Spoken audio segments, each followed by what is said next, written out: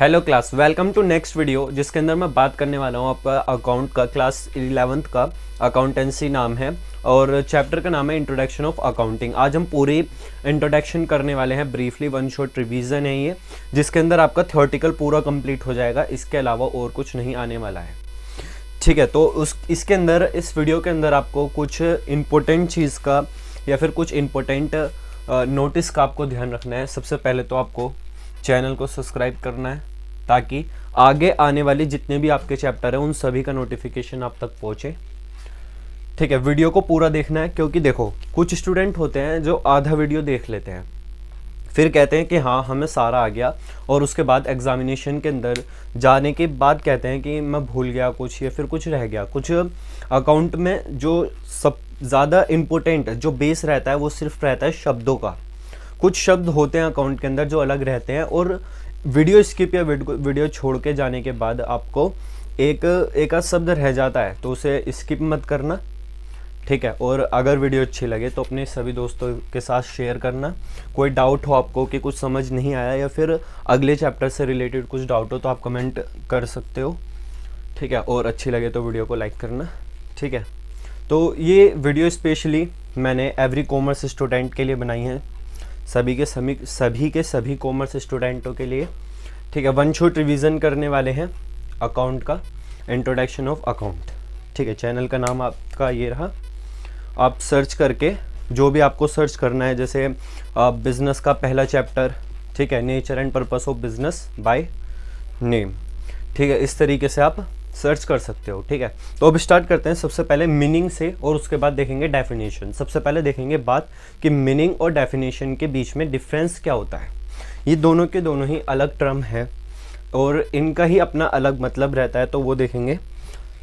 सबसे फर्स्ट बात करेंगे हम मीनिंग की, उसके बाद बात करेंगे हम डेफिनेशन की, ठीक है। ये पूरा वन शॉट रिवीजन है, इसके अंदर मैं पूरा चैप्टर 1 करा दूंगा आपका, और टेंशन मत लेना, न्यूमेरिकल भी कराऊंगा। जो न्यूमेरिकल आएंगे जैसे journal entry, ledger, trial balance, इनका कुछ न्यूमेरिकल आएगा तो मैं वो भी कराऊंगा। स्टार्ट करते हैं सबसे पहले मीनिंग से।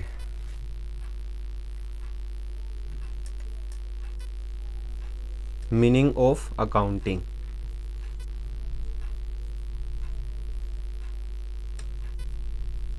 ये हमारी अकाउंटिंग बुक है, हम अकाउंट पढ़ रहे हैं, लेकिन इसका मीनिंग पता होना भी काफ़ी ज़्यादा ज़रूरी रहता है। इसका मीनिंग होता क्या है, इसी के अंदर हमें नेचुरली 7 वर्ड्स याद रखने हैं। वो 7 वर्ड्स हैं हमारे। सबसे फर्स्ट 7 वर्ड्स कौन कौन से हैं? आइडेंटिफिकेशन,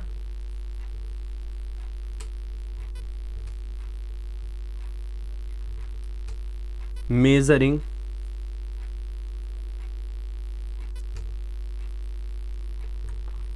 रिकॉर्डिंग, क्लासिफाइंग,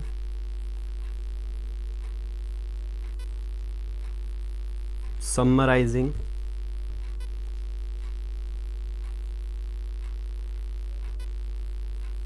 और analysing,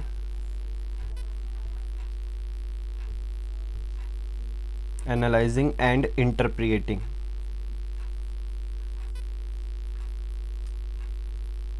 analysing and interpreting, and last के अंदर हमारा कम्युनिकेट करना।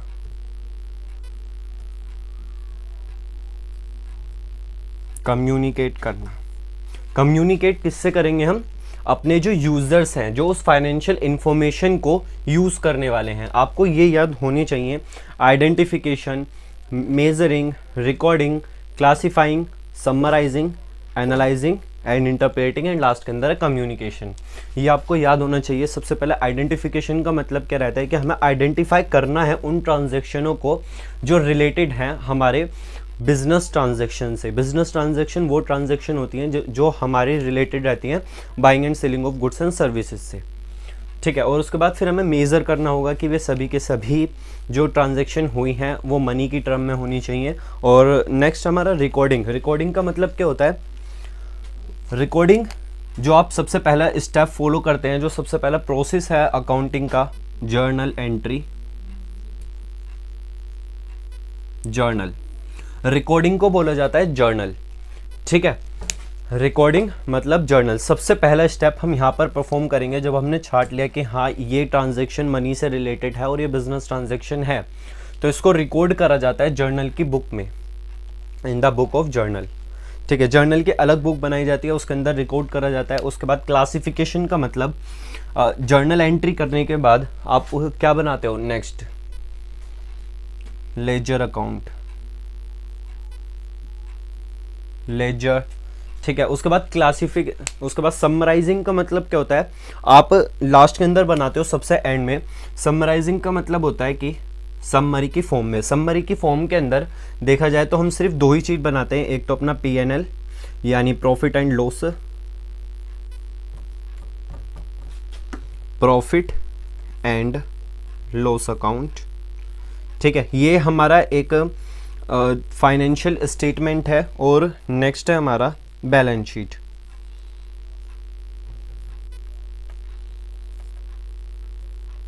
बैलेंस शीट भी हमारा फाइनेंशियल स्टेटमेंट कहलाती है।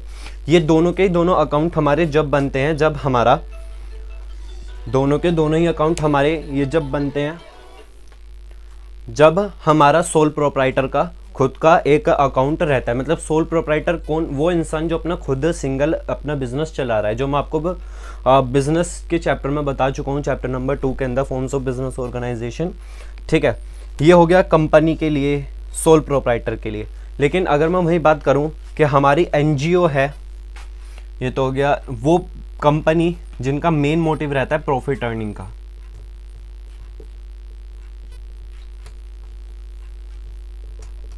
प्रॉफिट अर्निंग का। लेकिन NGO के अंदर बैलेंस शीट नहीं बनती।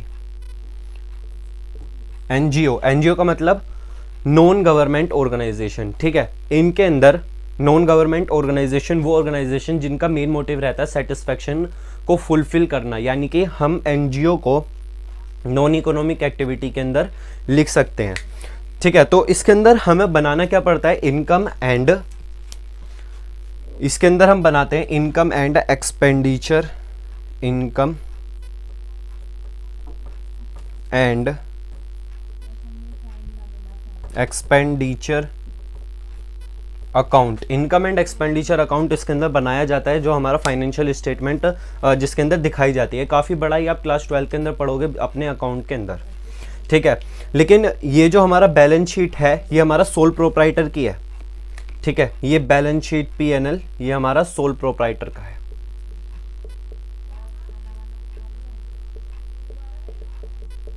सोल प्रोप्राइटर मतलब सिंगल ओनरशिप का हमारे ये बैलेंस शीट बनाई जाती है।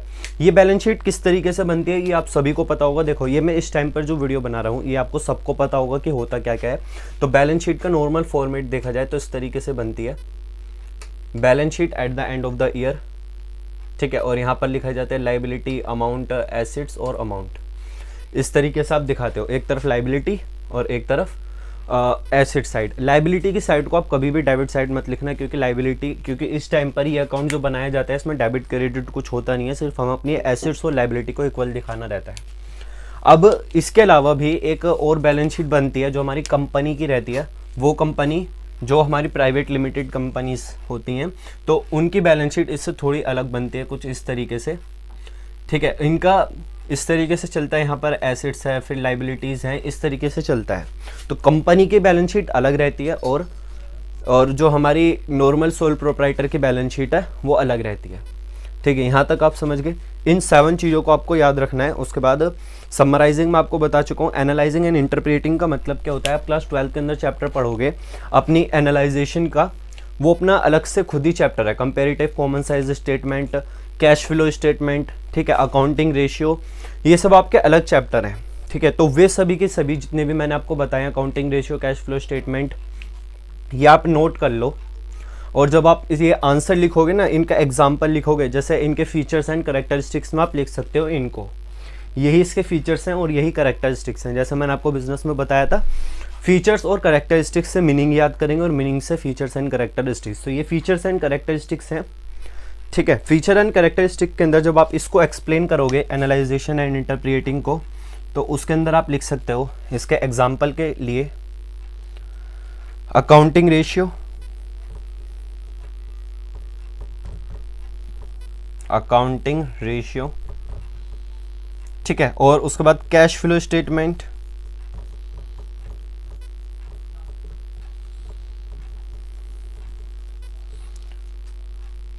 Accounting ratio, cash flow statement, comparative and common size statement, इधर लिख देता हूं,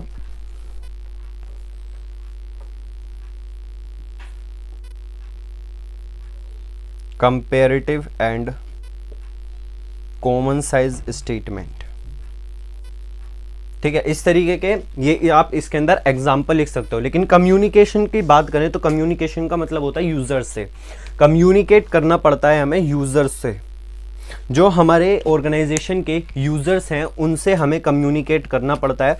तो इसके यूजर्स से, ऑर्गेनाइजेशन के जो यूजर्स हैं, तो देखो ऑर्गेनाइजेशन के यूजर्स कौन होते हैं, यूजर्स में यहां पर लिख देता हूं यूजर्स, ये मैंने सिर्फ अभी आपको एक्सप्लेन करा है। आइडेंटिफिकेशन का मतलब बिजनेस ट्रांजैक्शनों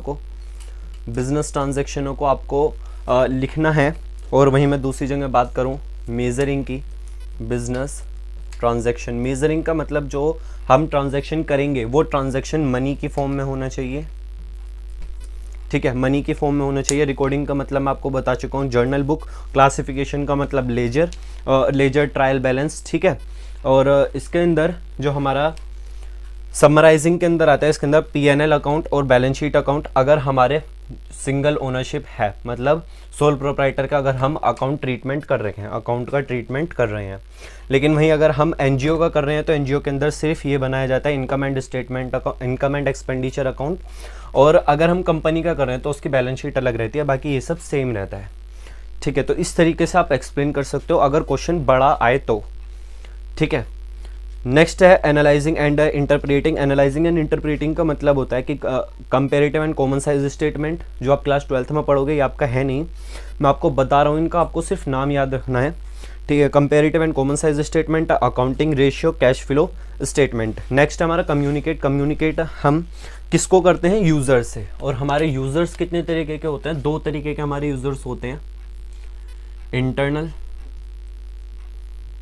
और एक्सटर्नल। इतने तरीके के बस हमारे यूजर्स रहते हैं, ठीक है। तो आपको सिर्फ एक थोड़ी सी प्रॉब्लम लेते हुए, एक रिस्पॉन्सिबिलिटी लेते हुए सिर्फ इतना काम कर रहा है, जाइए कमेंट के अंदर आपको ये सभी के सभी हेडिंग लिखनी है सबसे ऊपर, features and characteristics of accounting, और उसके अंदर ये 7 चीज़ें लिखनी है, identification, measuring, recording, classifying, summarising, analysing and interpreting and communicating to the users of financial information, ठीक है। इस तरीके से आप लिख सकते हो, तो आपको ये यहीं याद हो जाएंगे। अब इन्हें हमें सीक्वेंस वाइज में लिखना है, तो हमारी डेफिनेशन बन जाएगी, ठीक है। आपको कुछ नोट करना है तो कर लो, मैं रफ कर देता हूँ, ठीक है। तो अब मैं आपको बताऊंगा डेफिनेशन। अब डेफिनेशन नहीं कह सकते, इसका मीनिंग जो हम सीक्वेंस वाइज में लिखेंगे। इसकी डेफिनेशन 2 हो सकती हैं, पहली तो मैं बता रहा हूँ और दूसरी भी बताऊंगा, ठीक है। इसको अब हमें सीक्वेंस वाइज में लिखना है, जो अभी हमने फीचर्स एंड कैरेक्टरिस्टिक्स लिखे थे। तो सबसे पहले accounting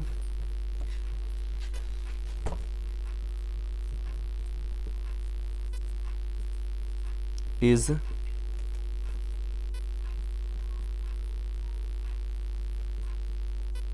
systematic process of identification. सबसे पहला आ गया ना आइडेंटिफिकेशन,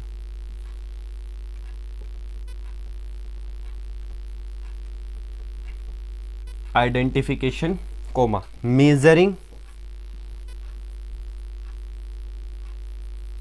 ठीक है। नेक्स्ट है मेजरिंग के बाद identification, measuring, recording,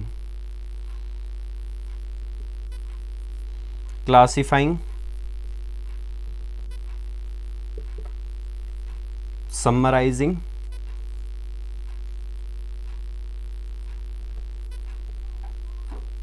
analysing and इंटरप्रिएटिंग।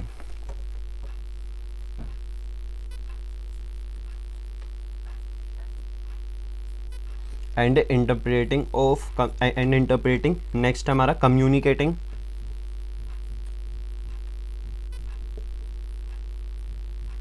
communicating of financial transaction,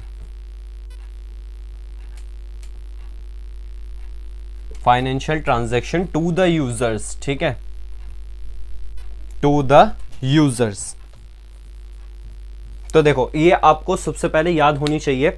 मैंने आपको बताया था आपको सबसे पहले फीचर्स एंड कैरेक्टरिस्टिक्स याद होनी चाहिए। जो मैं आपको यहाँ पर बता चुका हूँ वो 7 चीज़ें, वही मैंने सिर्फ इसके अंदर लिखी है। वो 7 चीज़ें जो मैंने लिखी हैं वो एकदम प्रोसेस की तरह आपको याद होनी चाहिए, सीक्वेंस वाइज, कोई भी ऊपर नीचे नहीं होगा, ठीक है। जिस तरीके से आप कमेंट में लिखोगे, अगर आप चाहते हो कि आपकी अच्छी परसेंटेज आए तो आप फीचर्स और कैरेक्टरिस्टिक्स तो लिखोगे ही, और आप चाहें तो उसी के साथ साथ जैसे मैंने आपको बताया था आइडेंटिफिकेशन हम किसका करते हैं, बिजनेस ट्रांजैक्शन का, मेजर किसको करते हैं, मॉनेटरी टर्म को, रिकॉर्ड करते हैं जर्नल में, फिर लेजर, उसके बाद फिर P&L अकाउंट, बैलेंस शीट बताई थी, एनालाइजेशन के अंदर जो मैंने आपको बताया था comparative common size statement, accounting ratio, cash flow statement, ये सब बताया था। तो ये सब आप इसी के साथ लिख देना, ठीक है। तो आपका और भी बेटर परफॉर्म हो जाएगा। और उसी के साथ साथ आप चाहो तो मीनिंग भी लिख सकते हो। मैं ये नहीं कह रहा कि आप ज़बरदस्ती लिखो, लेकिन जो चाहता है कि हाँ मेरे साथ साथ चलना, मेरे साथ साथ याद हो जाए उसके, तो वो ज़रूर लिखे। और जो अच्छी तरीके से लिखेगा, एकदम सीक्वेंस मैनेजमेंट के साथ लिखेगा, मैं उसके कमेंट को लाइक ज़रूर करूँगा, ठीक है, क्योंकि लगना चाहिए कि हाँ मैं पढ़ रहा हूँ। मैं हर एक उसका कमेंट पढ़ूंगा जो रियलिटी के अंदर ये लिखेगा। इसकी पूरी डेफिनेशन लिखनी है। अब डेफिनेशन मतलब ये मैंने सिर्फ मीनिंग बताया है, ठीक है, इसकी डेफिनेशन अलग हो सकती है। आप चाहो तो ये भी लिख सकते हो डेफिनेशन, या फिर चाहो तो जो मैं डेफिनेशन बताऊंगा वो भी लिख सकते हो, ठीक है। तो इसके बाद मैं डेफिनेशन ही बताने वाला हूँ। आपको आपको लिखना है तो आप लिख सकते हो, वीडियो पॉज करो, और कुछ नहीं दिख रहा तो जूम कर सकते हो, ठीक है, पॉज करो और नोट करो। आई होप आपने अच्छी तरीके से नोट कर लिया होगा। अब हम बात करेंगे इसकी डेफिनेशन का। मीनिंग और डेफिनेशन दोनों ही अलग होते हैं। अगर मैं बात करूं मीनिंग की, तो मीनिंग मतलब इसका मतलब क्या है, लेकिन डेफिनेशन वो डेफिनेशन जो किसी से एफिलेटेड है, जो किसी ने ऑलरेडी बताई है उस डेफिनेशन को, तो उस टाइम पर हमें उसका नाम भी लिखना रहता है, ठीक है। तो वो डेफिनेशन मैं आपको बताऊंगा, और काफ़ी ज़्यादा आसान है, आप बड़ी आसानी से याद कर लोगे, इसके अंदर कोई दिक्कत होने वाली नहीं है, ठीक है। डेफिनेशन लिखते हैं, इसे रफ कर देता हूँ। चलो बात करते हैं डेफिनेशन की, कि डेफिनेशन क्या है। What is definition of accounting?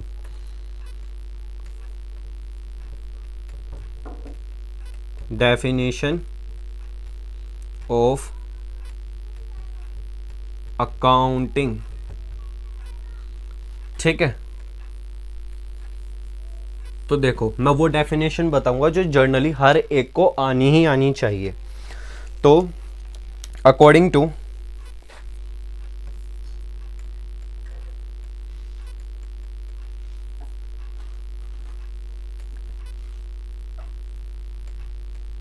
American institute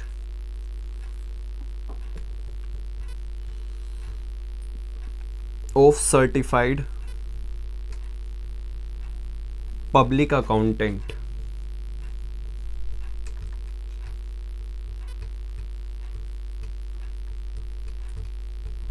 public accountant, आप सबसे पहले ये लिखेंगे। देखो अगर आप मीनिंग लिखते हो तो आपका, जो मैंने आपको मीनिंग बता चुका हूँ, अभी अभी बताया, जो आपने नोट करा है, ठीक है, अगर आप वो लिखते हो तो आपके कहीं भी नंबर कटेंगे नहीं। लेकिन अगर आप इसको लिख रहे हो तो इसे ध्यान से लिखना, क्योंकि अगर आप डेफिनेशन लिख रहे हो, डेफिनेशन लिखने के बाद अगर आप ये लिख रहे हो according to American institute of certified public accountant, तो इसका मतलब है कि आपका एक शब्द भी ऊपर नीचे नहीं होना चाहिए, ठीक है। क्योंकि अगर हम किसी का रेफरेंस दे देते हैं अपनी इस डेफिनेशन के अंदर, तो हमें 100% जो उसने बोला है वो ही लिखना होगा, ठीक है। तो आपका ऑप्शन है, आप इसे याद करना चाहो तो याद कर लेना। इतनी ज़्यादा हार्ड भी नहीं है कि आपको से याद नहीं होगी, लेकिन इतनी ज़्यादा आसान भी नहीं है कि आप कर लोगे। तो चलो, according to American institute of certified public accountant, ये एक इंस्टीट्यूट है जिसने हमें डेफिनेशन दी थी। ये डेफिनेशन वो है जो जर्नली हर एक को तो याद होनी चाहिए, जो इन फ्यूचर सीए करने वाले हैं, सीएस करने वाले हैं, या फिर सीएमए करने वाले हैं, या फिर कोई भी ग्रेजुएशन का कोर्स, ठीक है, जो रिलेटेड अकाउंटिंग फील्ड के अंदर जाना चाहते हैं वो सभी को ये याद होनी चाहिए, क्योंकि क्या रहता है, अगर आप कहीं जाते हो ना किसी कंपनी के अंदर, तो वो आपसे इंटरव्यू में पूछ सकते हैं, कई बार पूछ लिया गया है डेफिनेशन, बच्चे को सब कुछ पता है, अच्छी परसेंटेज आई हैं और अच्छे नंबर भी आए हैं, लेकिन लास्ट में जाते हुए वे इंटरव्यू में वो डेफिनेशन ही भूल गया, मुझे पता ही नहीं है कि क्या है डेफिनेशन अकाउंटिंग की।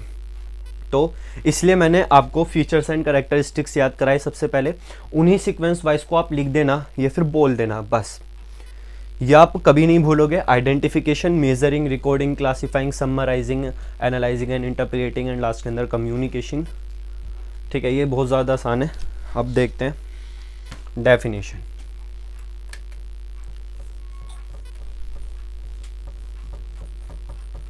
Accounting is the art, accounting एक आर्ट है। Accounting is the art of recording, accounting is the art of recording,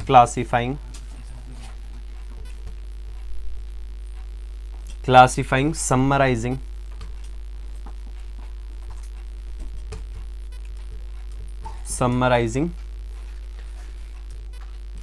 ठीक है।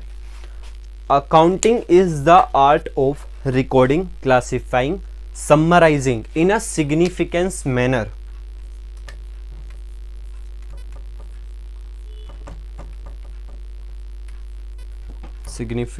MENN,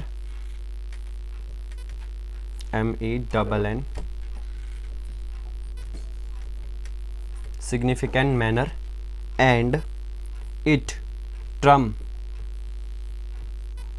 of money, transaction,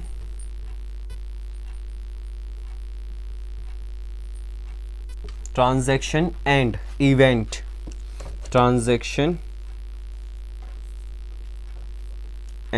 event, which are in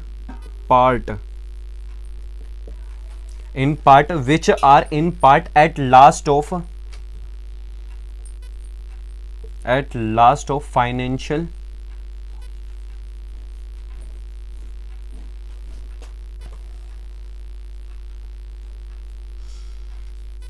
financial character and interpreting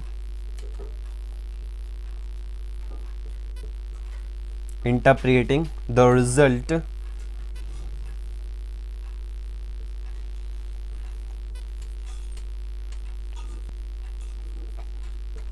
ठीक है। तो ये है इसकी डेफिनेशन।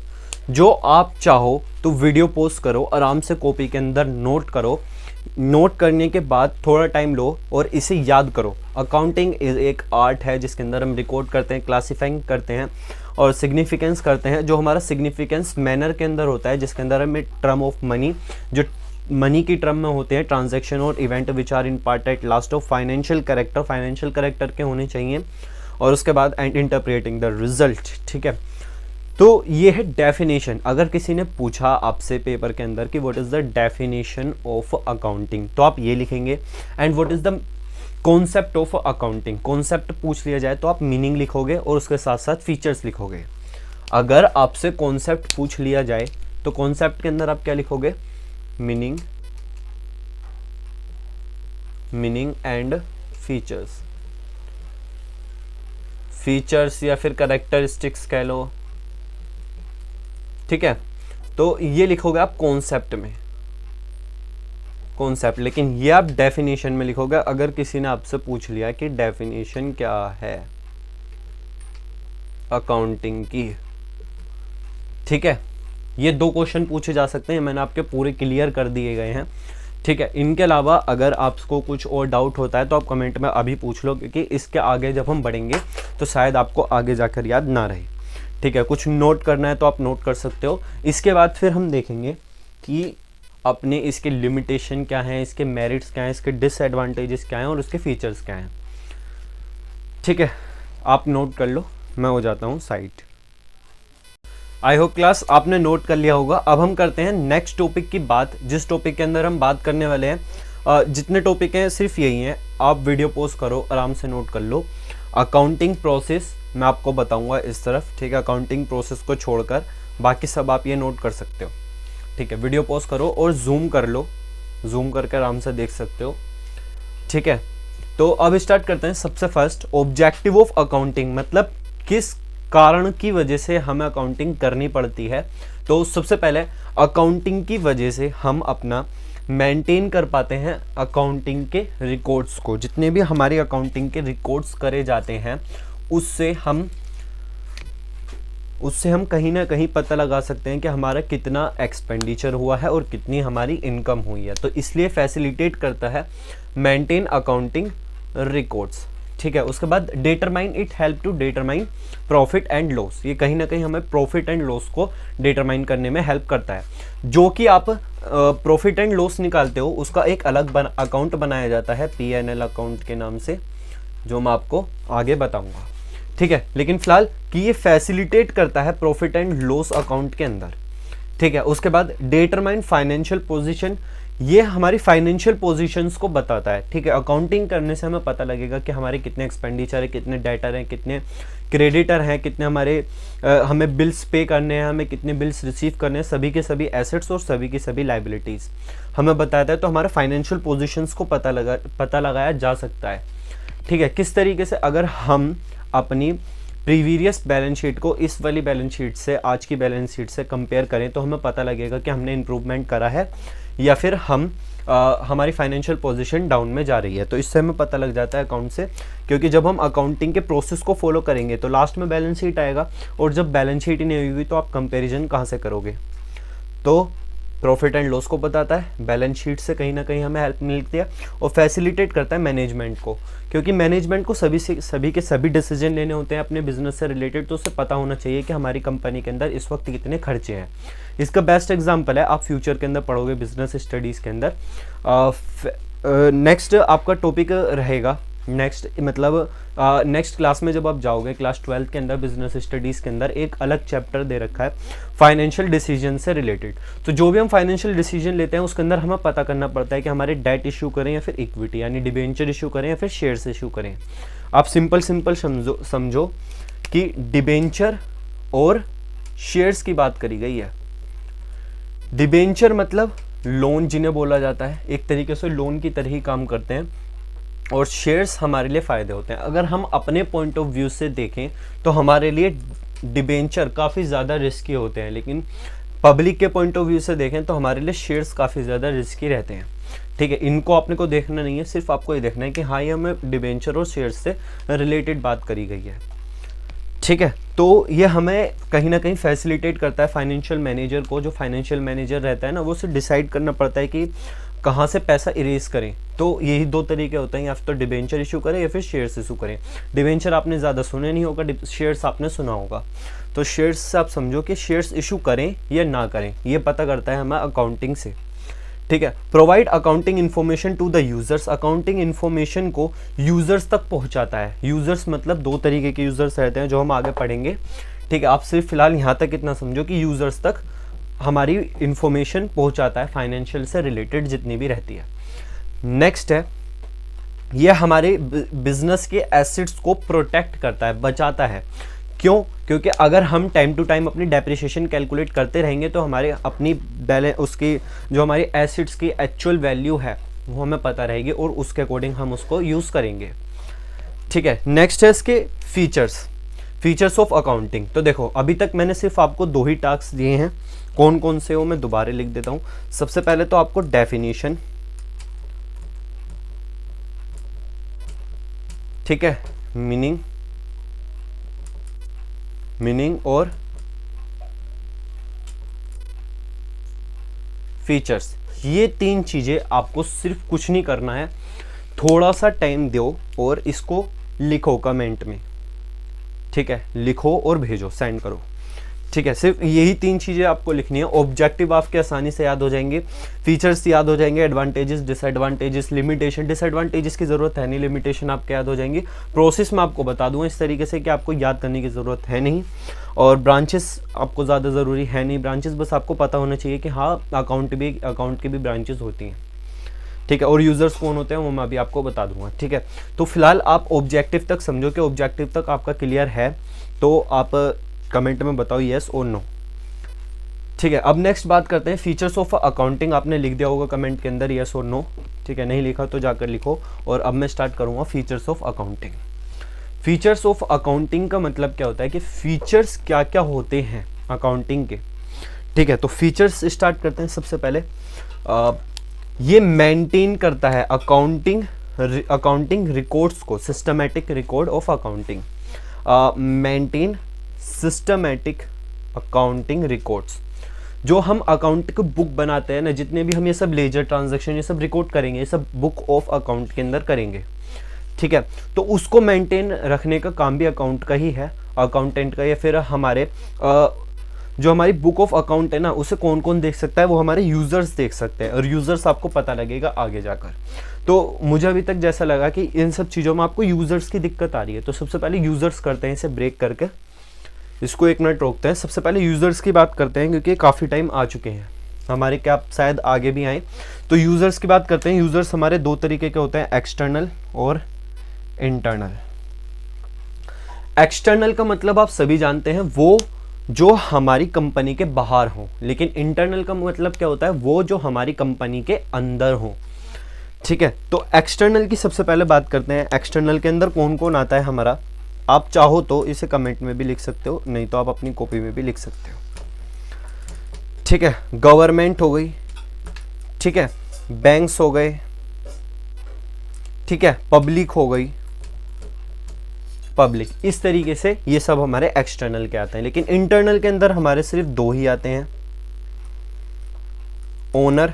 ये हमारे पब्लिक 2 ही तरीके से यूज कर सकती हैं, या तो हमारे शेयर होल्डर जो फ्यूचर के अंदर बनेंगे, या फिर हमारे एम्प्लॉय को भी पता होना चाहिए कि कंपनी के अंदर कितना एक्सपेंसेस चल रहा है और कितना नहीं। तो एम्प्लॉय भी कहीं ना कहीं एक्सटर्नल के हैं, जब तक वो हमारी कंपनी में ना जाए। कंपनी के अंदर आने के बाद वो मैनेजर के साथ ही मिल जाते हैं। तो मैनेजर और एम्प्लॉय ये दोनों के दोनों। ठीक है, ओनर की रिस्पॉन्सिबिलिटी बनती है कि वो जाकर देखे कि मेरा बिजनेस कितना खर्चा हो रहा है कितना नहीं, इसे कोई रोक टोक नहीं है। उसी तरीके से मैनेजर और एम्प्लॉय को भी, लेकिन एम्प्लॉय के पास इतने राइट्स होते नहीं है कि वो जाकर सीधा बुक ऑफ अकाउंट को देखे। मैनेजर को कह सकते हैं कि राइट है, खासकर तो, और स्पेसिफिकली फाइनेंस मैनेजर को तो राइट्स रहते हैं कि वो जाकर देखे कि कितना हमारा एक्सपेंसेस हुआ है और कितना हमारा इनकम हुआ है। गवर्नमेंट की बात करें तो गवर्नमेंट को इसलिए रहता है कि इन्होंने कितना इनकम करा है और कितना इनकम नहीं करा है। इनका मेन मोटिव क्या रहता है कि मुझे टैक्स से मतलब है। ठीक है, लेकिन बैंक की बात करें तो अगर हम कहीं लोन लेने जाएं तो वो हमारी फाइनेंशियल पोजीशन को देखते हैं कि वो हमें लोन वापस दे भी पाएंगे, फिर इंटरेस्ट दे भी पाएंगे, नहीं दे पाएंगे। ठीक है, तो ये फाइनेंशियल यूजर्स इसी तरीके से ये हमारे प्रिपेयर करते हैं। Preparation of financial statement. Financial statement का मतलब क्या होता है, जो हम अपनी पीएनएल बनाते हैं और बैलेंस शीट बनाते हैं, तो ये प्रिपरेशन करती है हमारी फाइनेंशियल स्टेटमेंट को। ठीक है, उसके बाद ये meeting large requirement, meeting legal requirement. Legal requirement मतलब कहीं ना कहीं हमारा एक एविडेंस की तौर पर भी काम करता है कि हमने कहाँ पर कितना खर्चा कराया और कहाँ पर कितना खर्चा नहीं कराया। लास्ट के अंदर कम्युनिकेट द फाइनेंशियल इन्फॉर्मेशन, मतलब कम्युनिकेट द फाइनेंशियल इन्फॉर्मेशन हम किससे कम्युनिकेट करेंगे, हमारे यूज़र्स से। जितने हमारे यूज़र्स हैं वो सभी के सभी कम्युनिकेट करेंगे कि हमारा कितना खर्चा हुआ है और कितना हमारी इनकम हुई है। उसके बाद यहाँ तक आपको क्लियर है तो मैं आगे बढ़ता हूँ। अगर आपको क्लियर है तो यस लिखो और आगे बढ़ो मेरे साथ साथ। अभी तक मैं आपको मीनिंग याद करा चुका हूँ, definition, features and characteristics, objective करा चुका हूँ। ठीक है, फीचर्स बता चुका हूँ। बात करेंगे हम एडवांटेजेस की। तो एडवांटेजेस क्या क्या हो सकते हैं अकाउंटिंग के। सबसे पहला जो मैंने लिखा है, financial information about the business.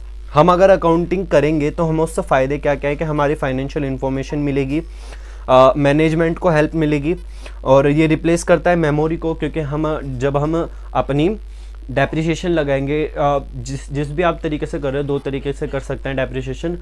एक तो SLM से, ठीक है, या फिर WDV मेथड से, ये दो तरीके से हम अपनी डेप्रिसिएशन करते हैं। तो रिप्लेस करता है ये हमारी मेमोरी को, facilitate complete study, comparative study, ठीक है, फैसिलिटेट लोन को फैसिलिटेट करता है, स्टडी को फैसिलिटेट करता है, टैक्स से रिलेटेड हमें फैसिलिटीज़ प्रोवाइड करता है, और उसके बाद लास्ट के अंदर हमारी बिजनेस को, जब एट द टाइम हम बिजनेस को बंद करना चाहते हैं तो हमारी बिजनेस को सेल करने में भी फैसिलिटेट रहता है, क्योंकि हमें पता रहता है किस टाइम पर हमारी एसेट्स की और कितनी लाइबिलिटीज़ हमारे पास हैं, तो ये हमारी हेल्प करेगा। तो ये तो है हमारे एडवांटेजेस, ये मैंने फीचर्स बता दिए। ऑब्जेक्टिव, इससे पहले मैं आपको मीनिंग बता चुका हूँ, ऑब्जेक्टिव और डेफिनेशन ये सब मैं बता चुका हूँ। अब बात करते हैं लिमिटेशन ऑफ अकाउंटिंग के, कि लिमिटेशन क्या है अकाउंटिंग की। सबसे पहले मतलब अकाउंटिंग क्या नहीं करता है, accounting is not fulfil exact, accounting exact नहीं है। उसके बाद अनरिस्ट्रिक्टेड इन्फॉर्मेशन को ये लेता है जिसकी हमें ज़्यादा ज़रूरत नहीं है, और जो हमारे क्वालिटी रहती है ना, हमारी एसेट्स है, मशीनरी है, उसकी क्वालिटी को ये इग्नोर करता है, ठीक है। अकाउंटिंग इग्नोर प्राइस चेंजेस को इग्नोर करता है कि पता नहीं है प्राइस चेंज हो रहे हैं या नहीं हो रहे हैं, कोई मतलब नहीं अकाउंटिंग को। और ये साथ ही साथ जो हमारे एम्प्लॉयज़ हैं उनकी क्वालिटी को भी इग्नोर करता है। तो काफ़ी ज़्यादा आसान है, बहुत ज़्यादा, इससे ज़्यादा आसान तो हो ही नहीं सकता, बहुत ज़्यादा आसान है। इसकी लिमिटेशन, एडवांटेजेस, फंक्शंस और ऑब्जेक्टिव, मुझे नहीं लगता इसके अंदर आपको अब कोई दिक्कत आने वाली है थ्योरेटिकल से रिलेटेड। नेक्स्ट चैप्टर के आ सकती है, लेकिन इस चैप्टर में से कोई दिक्कत नहीं आएगी। नेक्स्ट चैप्टर नेक्स्ट डे करेंगे, ठीक है। अब बात करते हैं ब्रांचेस की, कि अकाउंटिंग को किन किन ब्रांचेसों में हम यूज़ कर सकते हैं, ठीक है। तो सबसे पहला है हमारा फाइनेंशियल अकाउंटिंग। फाइनेंशियल अकाउंटिंग वो अकाउंटिंग जो आप पढ़ रहे हैं, कॉस्ट अकाउंटिंग जो आप ग्रेजुएशन के अंदर पढ़ेंगे, मैनेजमेंट अकाउंटिंग की मैनेजमेंट कैसे करा जाता है अकाउंटिंग का, इस तरीके से इनको डिवाइड कर रखा है। यूज़र्स मैं आपको बता चुका हूँ, अब हम लास्ट के अंदर बात करेंगे इसके प्रोसेस की, जो आपको 101% याद होना ही होना चाहिए। आपको इस वक्त कुछ याद करना है, नोट करना है तो आप नोट कर सकते हो, वीडियो पॉज करो, जूम करो, ये अच्छा फीचर्स है यूट्यूब का कि आप जूम कर सकते हो, तो जूम करो और आराम से देखो। अब हम बात करेंगे अकाउंटिंग के प्रोसेस की, ठीक है। तो मैं साइड हो जाता हूँ, आप इसे नोट करो वीडियो को पॉज करके, और फिर मैं इसे रफ कर दूंगा, ठीक है। आपने नोट कर लिया होगा, तो अब मैं इसे रफ कर देता हूँ और फिर हम बात करेंगे अकाउंटिंग के प्रोसेस की। हमारा ये लास्ट टॉपिक है इस पूरे चैप्टर का, इसके बाद ही हमारा चैप्टर पूरा ख़त्म हो जाने वाला है, ठीक है। अगर आपको अब भी कोई डाउट हो तो कमेंट सेक्शन इसीलिए ही है कि आप मुझसे डाउट पूछो, ठीक है, आराम से डाउट पूछो। अब बात करेंगे अकाउंटिंग के प्रोसेस की, कि प्रोसेस क्या है अकाउंटिंग का, ठीक है। स्टार्ट करते हैं अकाउंटिंग का प्रोसेस।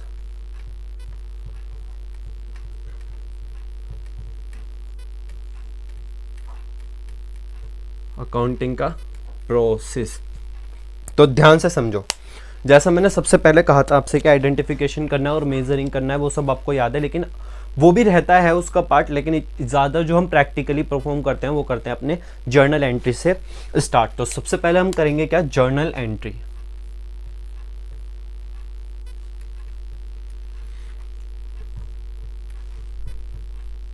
जर्नल एंट्री दो तरीके की हो सकती हैं, या तो कैश ट्रांजैक्शन के अंदर हो, ठीक है। अगर आप ट्रांजैक्शन की बात कर रहे हो तो या तो कैश से होएगी या फिर क्रेडिट से होएगी, क्रेडिट से, ठीक है। लेकिन अगर वहीं दूसरी एंट्री की बात करो तो बहुत सारी एंट्री होती हैं अकाउंट में, एंट्री हैं, ठीक है। लेकिन अगर मैं ट्रांजैक्शन वाली एंट्रियों की बात करूं तो वो दो ही तरीके से हो सकते हैं, या तो कैश या फिर क्रेडिट, ठीक है। और भी जो अलग तरीके हैं उन्हें मैं अभी नहीं ले रहा हूं, ठीक है। बेसिक से शुरू करते हैं। सबसे पहले जर्नल एंट्री, फर्स्ट स्टेप है हमारा जर्नल एंट्री।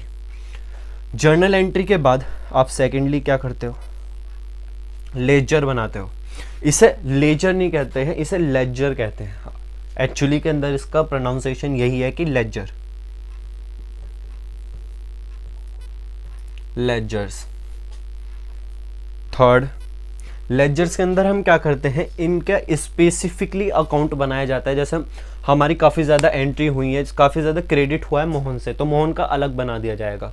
जैसा आपने देखा होगा ना, जो किनारे की दुकान वाले रहते हैं वो सभी के सभी अपनी एक अलग पर्ची बनाए रखे रहते हैं और उसके ऊपर नाम लिखा रहता है कि हाँ ये मोहन का है, जितना भी सामान जाएगा मोहन से रिलेटेड जा रहा है उधारी पर।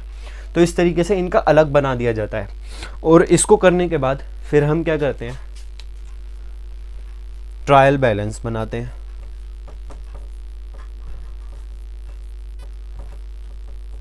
ट्रायल बैलेंस, ठीक है। ट्रायल बैलेंस के अंदर, जिसके अंदर हमारी डेबिट साइड कितनी है और लाइबिलिटी डेबिट साइड कितनी है और क्रेडिट साइड कितनी है, ये सब देखा जाता है। इन सब का फॉर्मेट मुझे नहीं लगता कि आपको बताने की ज़रूरत है। अगर आपको लगता है कि हाँ हमें बताने की ज़रूरत है या फिर हमें नहीं पता, तो आप कमेंट में बता सकते हो। मैं उसके अलग स्पेसिफिक वीडियो बना दूंगा जिसके अंदर जो सिर्फ फॉर्मेट से रिलेटेड रहने वाली है। इसके अंदर ओनली मैं फॉर्मेट बताऊँगा, ठीक है, कि जर्नल का क्या फॉर्मेट होता है, लेजर का क्या फॉर्मेट रहता है और इनके अंदर आता क्या क्या है, ठीक है। अब लेजर ट्रायल बैलेंस तक हमने बना लिया, लेजर भी कर लिया, और अब हम बात करेंगे फोर्थ स्टेप की, जिसके अंदर हम ट्रेडिंग एंड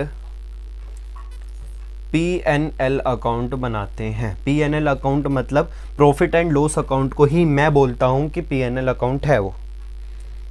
लास्ट के अंदर फिफ्थ, कौन सा, फिफ्थ के अंदर हम बनाते हैं balance sheet.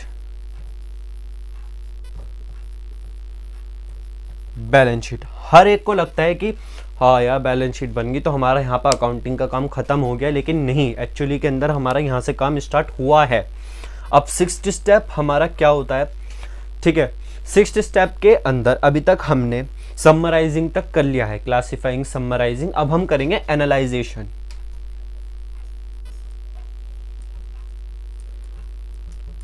Analysing and interpreting जिसे बोला जाता है, ठीक है। एनालाइजिंग एंड इंटरप्रेटिंग, जिसके अंदर हमें कैश फ्लो स्टेटमेंट,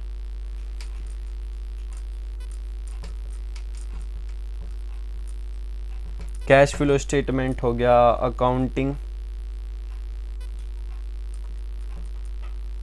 रेशियो हो गया, ठीक है। ये मैं आपको याद करा चुका हूं, जैसे कि आप कमेंट में लिख ही चुके होंगे। तो अकाउंटिंग रेशियो हो गया, उसके बाद कंपैरेटिव स्टेटमेंट,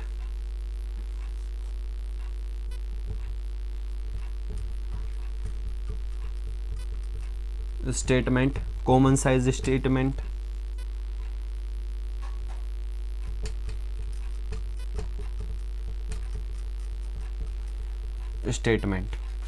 ठीक है। इस तरीके से आप करते हो। और अब हमने एनालाइजेशन एंड इंटरप्रेटिंग, और लास्ट के अंदर फिर अब हम करेंगे कम्युनिकेट, जो कि 7 स्टेप है कम्युनिकेशन का।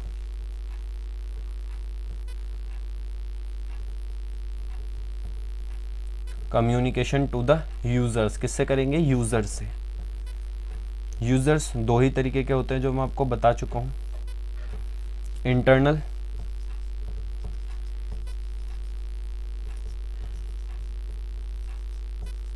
और एक्सटर्नल। इंटरनल और एक्सटर्नल, राइटिंग समझ नहीं आ रही तो आप खुद देख सकते हो कि इंटरनल और एक्सटर्नल जो मैं आपको बता ही चुका हूं। तो ये होते हैं 7 प्रोसेस, इस तरीके से चलता रहता है अपना अकाउंटिंग प्रोसेस, ठीक है। तो आज के लिए सिर्फ इतना ही। अगर इसके बाद अगर आपको कुछ डाउट हो तो आप कमेंट कर सकते हो, ठीक है। और जो मैं आपको 3 चीज़ें मैंने आपको काम में दी थी, जो आप कमेंट ज़रूर करोगे, definition, meaning and features and characteristics. Features, characteristics या नीड कह लो, ये बात एक ही है, ठीक है। तो फीचर्स ऑफ अकाउंटिंग आप बता देना कमेंट के अंदर कि आपको याद हो गया। और आप चाहो तो जब आप फीचर्स लिख रहे हो तो उसके साथ साथ प्रोसेस भी लिख सकते हो, क्योंकि फीचर्स और प्रोसेस अप्रोक्सीमेटली सेम ही है, ठीक है। तो आज के लिए सिर्फ इतना ही। Thank you for watching this video. अगर ये वीडियो अच्छी लगी हो तो शेयर करना सभी के साथ, ठीक है, और लाइक करना इस वीडियो को, और चैनल को सब्सक्राइब करना, क्योंकि नेक्स्ट चैप्टर आपका जो रहने वाला है वो काफ़ी ज़्यादा इंपॉर्टेंट रहने वाला है, जिसके अंदर हम बात करेंगे बेसिक टर्म्स ऑफ अकाउंटिंग की, ठीक है। तो thank you for watching this video.